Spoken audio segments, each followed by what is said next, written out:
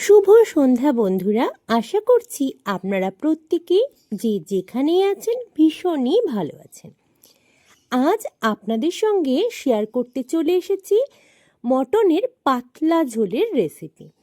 খাসির মাংস আমরা বেশিরভাগ মানুষই কষা খুব পছন্দ করি, কিন্তু পাতলা ঝোল আমি যেভাবে বানাই সেভাবেই কিন্তু আজ আপনাদের সামনেও দেখানোর চেষ্টা করব।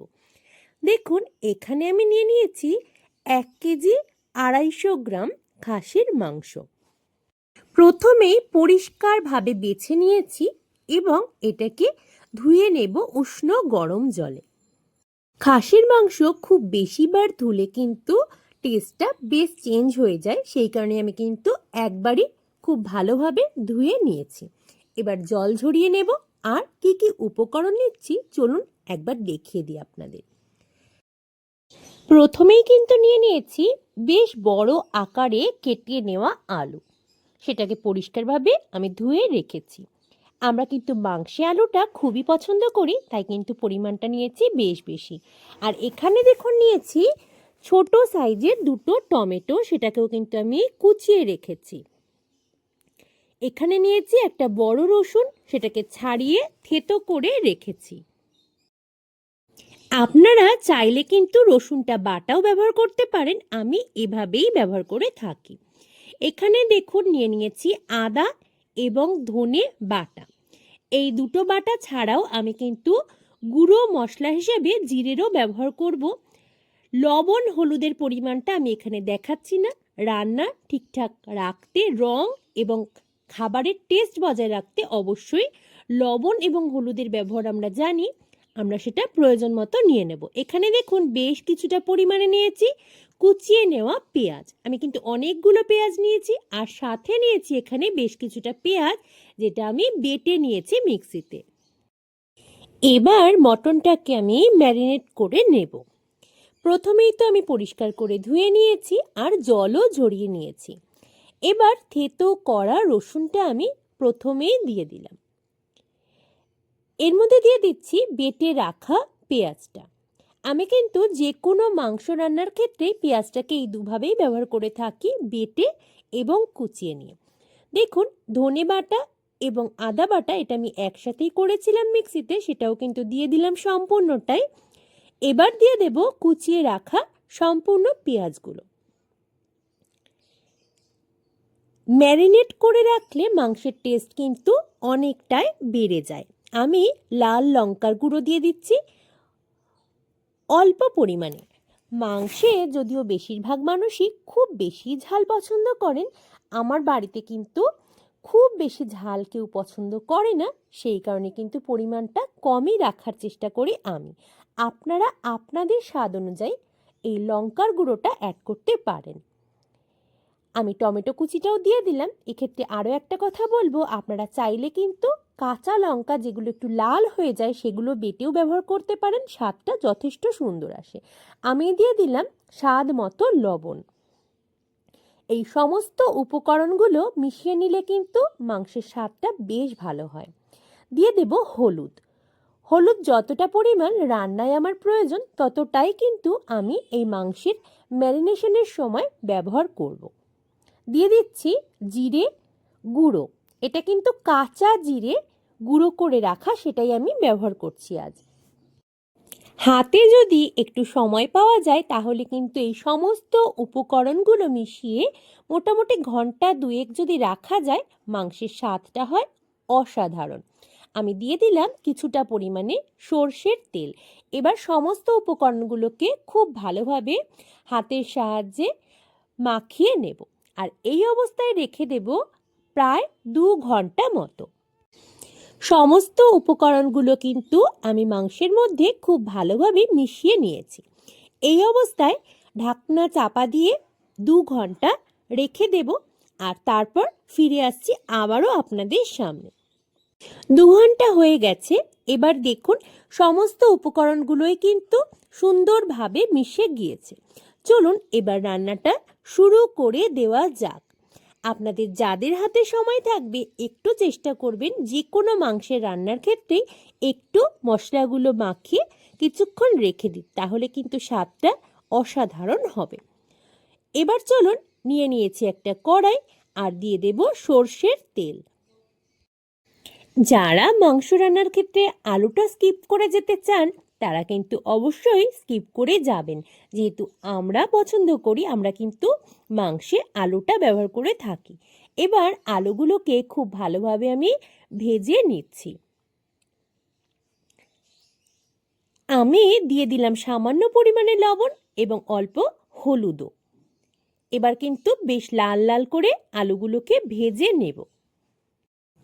আলুগুলো অনেকটাই ভাজা হয়ে গেছে, আরও একটু বেশিক্ষণ ভেজে তারপর কিন্তু সমস্ত আলুগুলোকে আমি তুলে নেব তেল ঝরিয়ে। আলুগুলো তুলে নিয়েছি, এবার দিয়ে দেব ফোড়নটা। ফোড়নের জন্য আমি আজ ব্যবহার করছি একটা বড় আকারের তেজপাতা, দুটো শুকনো লঙ্কা চিড়ে নিয়েছি, গোটা গরম মশলা এবং গোটা জিরে। এই সমস্ত উপকরণগুলোকে আমি দিয়ে দেব এবার তেলের মধ্যে। ফোড়নটা একটু ভাজা ভাজা হয়ে গেলে এর মধ্যে অ্যাড করে দেব মাখিয়ে রাখা অর্থাৎ ম্যারিনেট করে রাখা মটনটা। কারণ মটনের মধ্যে কিন্তু সমস্ত উপকরণগুলো আমি আগেই মিশিয়ে নিয়েছি, তাই তেলের মধ্যে আর নতুন করে কিছু দেওয়ার প্রয়োজন নেই। দেখুন, ঘন্টা দুয়েক আমি মাখিয়ে রেখেছি সমস্ত মশলার সাথে। এবার কিন্তু এটাকে তেলের মধ্যে আমি দিয়ে দেব। ম্যারিনেট করে রাখা মটনটা এবার কিন্তু দিয়ে দিচ্ছি তেলের মধ্যে। আর তারপর কিন্তু আসল কাজটা শুরু, অর্থাৎ খুব ভালোভাবে কিন্তু আমাকে কষিয়ে নিতে হবে, যেহেতু পেঁয়াজ, রসুন, আদা, অন্যান্য মশলার উপকরণগুলো আগে থেকে কিছুই ভাজা নেই। এইভাবে মাখিয়ে নেওয়ার কারণে একটা জিনিস হয়, সেটা হচ্ছে সমস্ত মশলার বিভিন্ন স্বাদগুলোই কিন্তু মাংসের মধ্যে সম্পূর্ণভাবে মিশে যায়।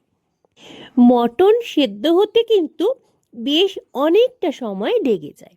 আমি আজ যেহেতু রান্নাটা প্রেসারে দিচ্ছি না, তাই কিন্তু আমাকে অনেকক্ষণ সময় ধরে ধীরে ধীরে কষিয়ে নিতে হবে সম্পূর্ণ মটনগুলো, যাতে করে খুব ভালোভাবে সেদ্ধও যেমন হয়ে যায় আর মশলাগুলোর কাঁচা গন্ধ একেবারেই যেন না থেকে যায়। প্রথম অবস্থায় আমি কিন্তু গ্যাসের ফ্লেমটা রেখেছি হাইতে, যেহেতু এখনও কোনো মশলাই সঠিকভাবে কষানো হয়ে ওঠেনি।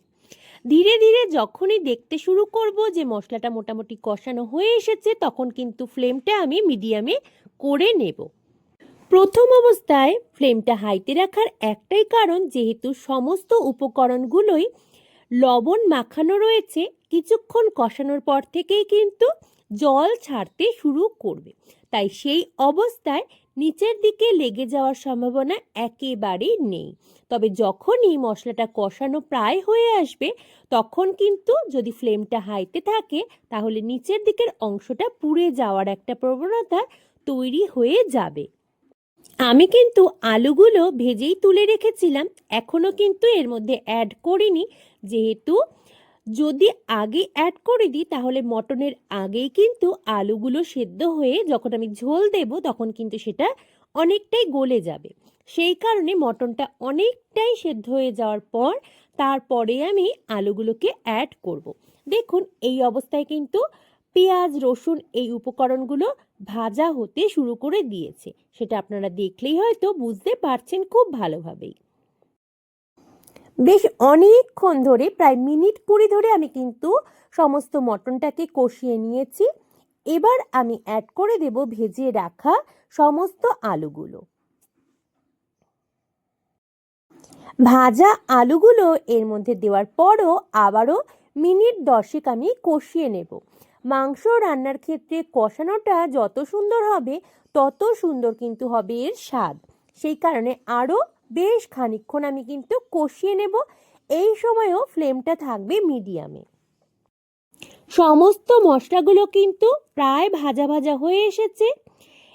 এই অবস্থায় আমি বসিয়ে দিয়েছি একটা অন্য পাত্রে জল গরম করতে, কারণ আমি চিকেন বা মটন রান্নার ক্ষেত্রে সবসময় চেষ্টা করি গরম জলটাই ব্যবহার করতে।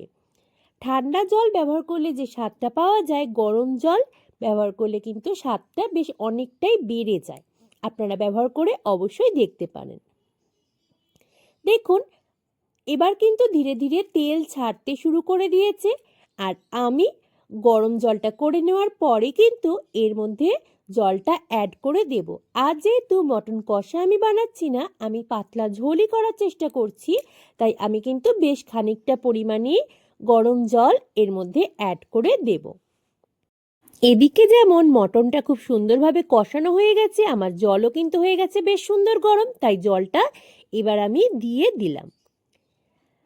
সমস্ত উপকরণগুলো ভালোভাবে একবার মিশিয়ে নিচ্ছি আর তারপর বেশ কিছুক্ষণ কিন্তু হাই ফ্লেমে এবার আমি ফুটতে দেব মটনটাকে, যাতে যতটুকু সেদ্ধ হওয়া বাকি আছে সেটুকু সেদ্ধ খুব ভালোভাবেই হয়ে যায়। এবার প্রায় মিনিট 15 ধরে আমি মটনটাকে এভাবেই ফুটিয়ে নেব হাই ফ্লেমে। দেখুন এটা কিন্তু টকবক করে ফুটতে শুরু করে দিয়েছে। এবার আমি এর মধ্যে অ্যাড করে দেব শাহি গরম মশলা। বেশ কিছুটা পরিমাণ শাহি গরম মশলা কিন্তু আমি অ্যাড করে দিলাম এর মধ্যে। আর এবার দিয়ে দেব বেশ কিছুটা পরিমাণ ঘি। রান্নাটা কিন্তু আমার প্রায় হয়েই এসেছে। এবার শুধু নামিয়ে পরিবেশন করার পালা গরম গরম। তাই এই পর্যায়ে এসে আমি ঘি এবং গরম মশলা দুটোই দিয়ে দিলাম। আমার রান্না কিন্তু হয়ে গিয়েছে। এবার শুধুমাত্র গরম গরম পরিবেশনের পালা। কেমন লাগলো আজকের রেসিপিটি অবশ্যই কমেন্ট করে জানাবেন। যদি ভালো লাগে আমার ভিডিওগুলো লাইক করবেন। আর যারা নতুন বন্ধু আমি অনুরোধ করব সাবস্ক্রাইব করে পাশে থাকবার জন্য। আজকের মতো এই পর্যন্তই। আপনাদের সঙ্গে আবারও দেখা হবে নতুন কোনো ভিডিও নিয়ে খুব তাড়াতাড়ি। ততক্ষণের জন্য সকলে খুব ভালো থাকবেন, সুস্থ থাকবেন আর অবশ্যই কিন্তু মৌসুমিজ ওয়ার্ল্ডকে সাপোর্ট করতে ভুলবেন না। আন্তরিকভাবে ধন্যবাদ জানাই আপনাদের প্রত্যেককে। যে যেখানেই আছেন ভীষণ ভালো থাকবেন।